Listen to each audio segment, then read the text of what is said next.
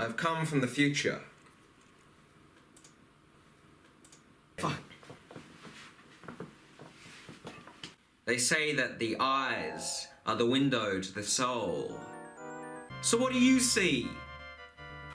Welcome to what I have dubbed as Film Club, where I review shitty movies for your pleasure. Today we'll be reviewing an infamous movie, a movie that lives in absolute infamy. You may have heard of it. Let me give you a little clue. Enough is enough! I have had it with these monkey fighting snakes on this Monday to Friday plane. Enough is enough!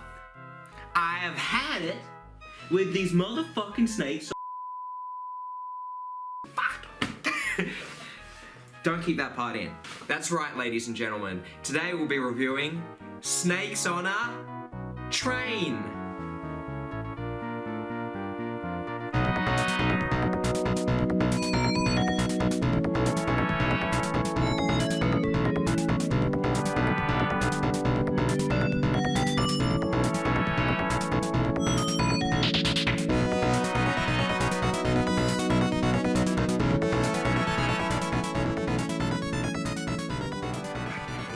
So Snakes on a Train is just a rip-off of Snakes on a Plane. So no Samuel L. Jackson, you know, it's not a sequel, it's not a reboot, there's no Samuel L. Jackson, it's just a shit rip-off, okay? And it just sits on the shelves, and it's there for just an accidental buy, okay? It's there for an accidental buy, and, you know, it's there in case some grandma accidentally picks it up and takes it home, you know? Oh, my son likes Snakes on a Plane. Oh, I'll get him Snakes on a Train. Don't do it! Don't do it! It's not worth it! Anyway, let's jump into it, because I know you're all excited. I'm not, okay? I had to suffer through this. As soon as I saw the Asylum logo, I knew that this was gonna be shit. And you know why? Because all Asylum does is make bad, shitty movies. Okay, that's the whole business plan. They make rip-off movies that people accidentally buy. So as soon as you see an Asylum movie, shut it off. It's not worth it. You know it's gonna be bad. Don't suffer through it like I did. But the interesting thing is that there's actually some fairly decent cinematography during the intro. And you know, I'm saying that with absolute honesty, you know. I thought, oh, you know, this might be alright. This might not be, you know, too bad. But by the end of the movie, it's just all shit, okay? It's like I said, it's not worth it. So first up we have a sex montage. And this dude, he blows some of his pot smoke in the face of his girlfriend. Now what's that all about, huh? You advocating drug use? Is that what it is? Advocating drug use? Excuse me? Holy fuck, she's got a snake in her neck. She's got a snake in her neck. Where'd that come from? How'd you get that there?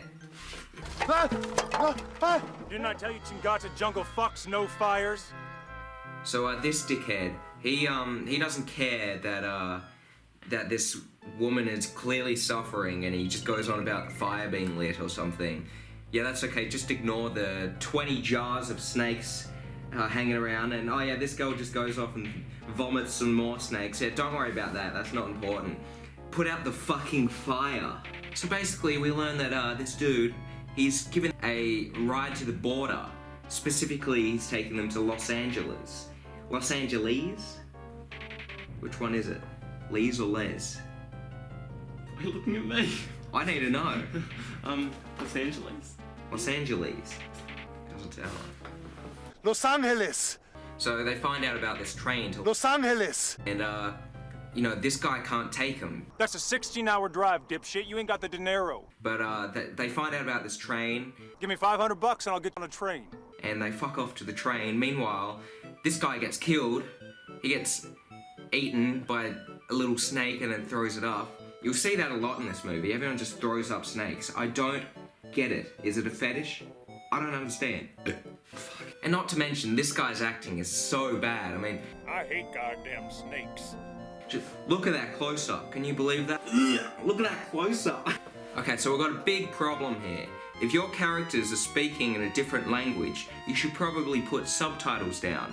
I shouldn't even have to say that. That's just a known fact. And I mean, you know, it's not always important. You don't always have to do it if they're not saying something important. But it seems like, you know, they're having a whole conversation here and we don't even know what they're fucking saying. So what's the point of it? Why not just cut it out of the movie? Or why not just put subtitles down? What, are you disabled? So anyway, they catch the train. And that's when we're introduced to our main cast, including these bozos. Over here, dude. Dude, let's like put our stuff down, like go to the food car. Food car. I'm down for that. Oh, we're gonna go surfing, dude. Dude, Coop, man, why you gotta be such a vagina? Get the fuck out of here. And why does this guy have a black eye? We're never explained why this guy has black eye. He just does. Did he just show up to filming like that? Why didn't they cover it up? I don't understand. Did his wife do that? Is that what's going on? I don't know. Did the snakes punch him in the eye? Film never explains it. And we're introduced to these two women. What's wrong? Ooh. Who, the whole subplot is, it's just shit. I'm just gonna skip over all of that. Only important thing to know is that I think one of them farted when they stood up. So this guy is our first victim. But not to the snakes, no, he just gets dust blown in his eyes. Why does the dust make like a stabbing sound? That doesn't even make any sense. Are the grains of sand that sharp that it like stabs him when he blows it into him? I don't get that. I just want to get some weed for me and my boys. So this guy pulls a sword out of his ass.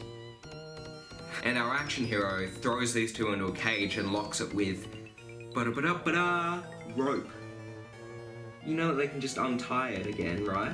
At least this guy gets what I'm saying. It's just a piece of fucking rope, man. Use your teeth. Meanwhile, this guy is still blinded with the fucking dust, and now that our gypsy hero is throwing up blood onto the fucking ropes, so it's cursed now or something. I don't know. What is going on? Only like 22 minutes into the movie, and it's just fucking random shit. Every time I say shit, it comes up on the GoPro. Shit. Yay! Fuck off, GoPro. So these two have a poorly shot, poorly choreographed fight scene, and basically we learn that the snakes have escaped their jars and they're gonna be growing bigger throughout the movie. Like fucking huge, mate. How big? Measure it with your hands. Maybe this big, maybe this big, maybe this big. Who knows? Who knows how big the snakes are gonna be? I don't know. I know how big my snake's gonna be. So we learn that the gypsy man and the snake woman are lovers, and the reason that she's throwing up snakes and orgasming on the train is because it was a curse. And who have they been cursed by? Her parents had chosen a man for her to marry. His wealth would have been very good for their family. But Alma chose to go against her wishes and run away with me instead. Okay, so they gotta go to the gypsy man's uncle's house because he knows how to put the snakes back in her. What? Your mother's cunt smells like carpet cleaner. Okay. And finally, our first snake kill comes when this guy opens a little box, expecting to find some marijuana inside, a little bit of marijuana inside, but he instead finds a little snake, and it jumps into his wrist. It eats through his wrist. What? What? What? What? How? It's just a little baby snake. How can it eat through someone's wrist?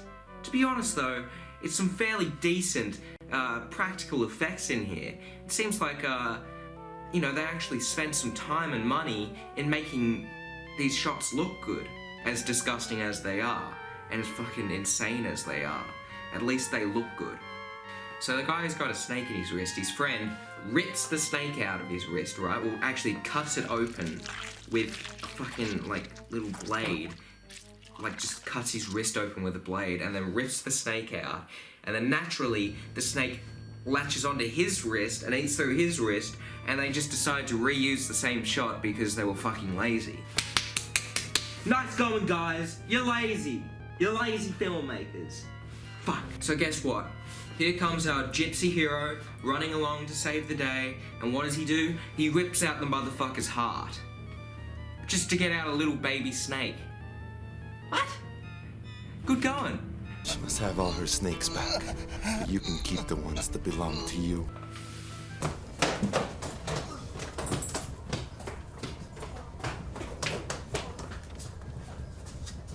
Yes, sir, Mr. James, he's coming your way. Yes, sir, Mr. James, I'll keep my eyes open until the police come. Until the police arrive?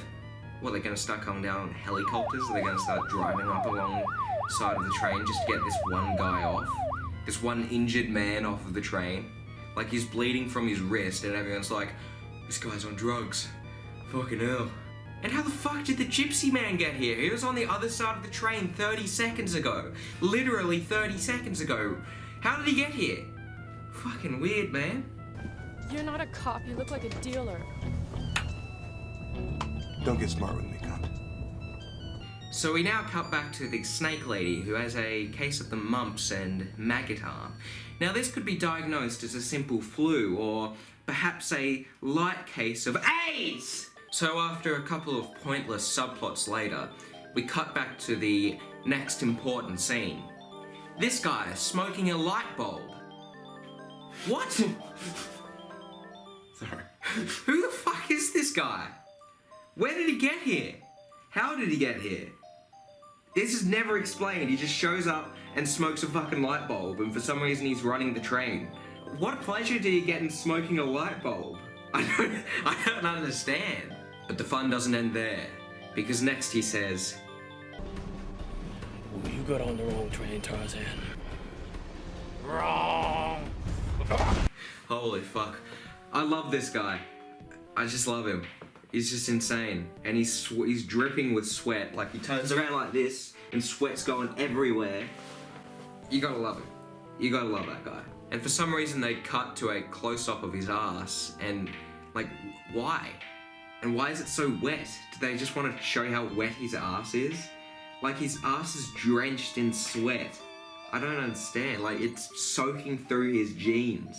Why did we need to see that? Anyway, I guess the point of it was that he, like, lands on a lever or something, and then the train begins to stop.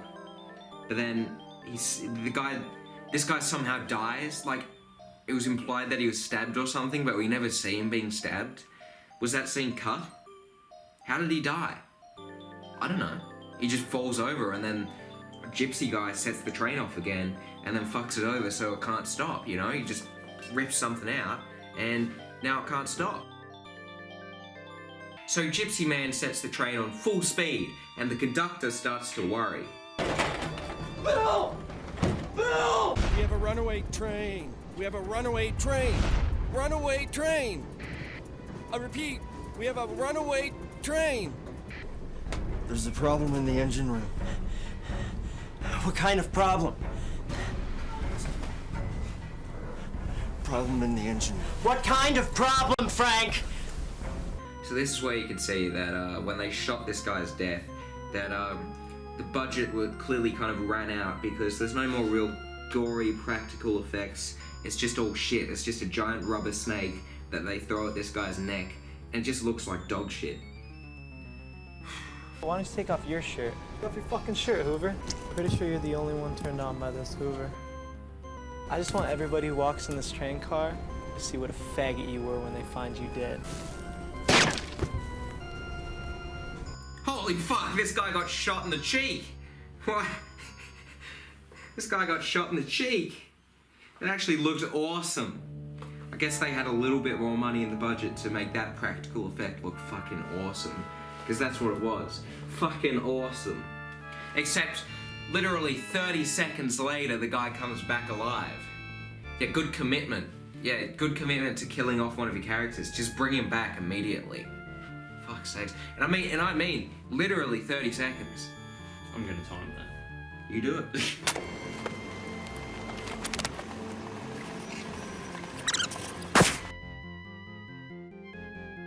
Oh yeah, and there's no music in this scene, so it just makes it that much weirder.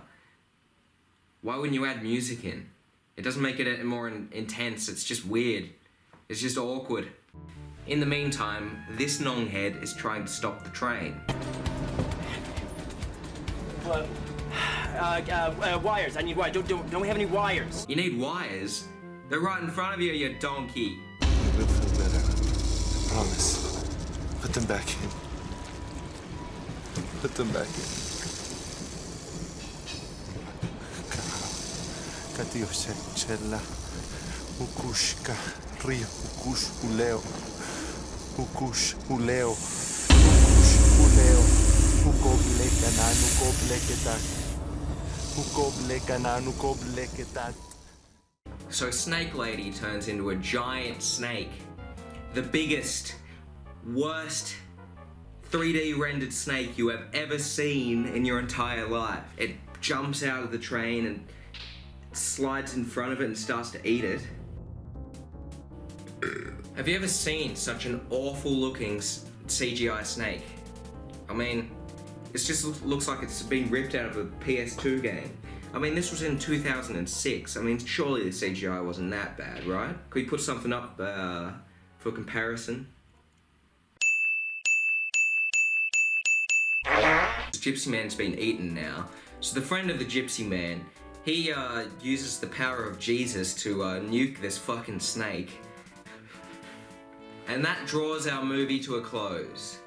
What a weird movie. Half of it was just people throwing up snakes.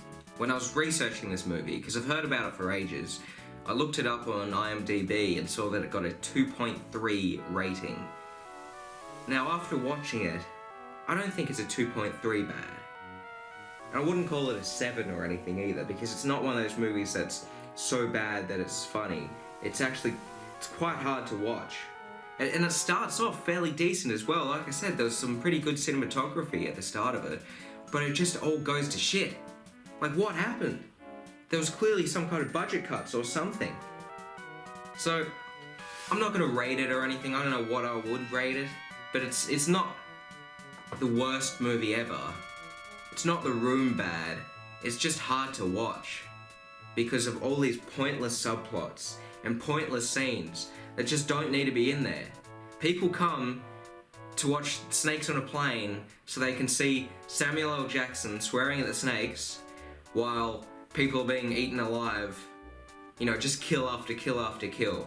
People don't care about these fucking subplots about cocaine and like this guy trying to have sex with this girl.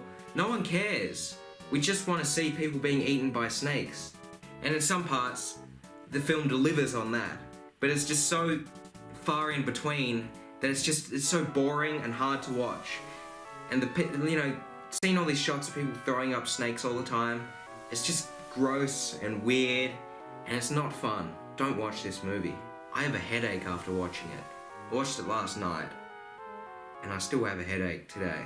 Don't watch this fucking movie. And don't be mistaken, because Snakes on a Train is not a parody. Wouldn't be that smart. It doesn't satirize anything from Snakes on a Plane. It's just shit. It's just a clean and simple rip-off. So don't buy this movie. Don't even bother watching this movie. Don't even pirate it. It's not worth it. So that draws our movie review to a close. Check us in next time when we'll...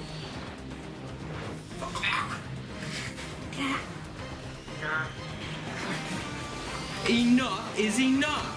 I've had it with these motherfucking snakes in these motherfucking movies! What? Me gun! Ah!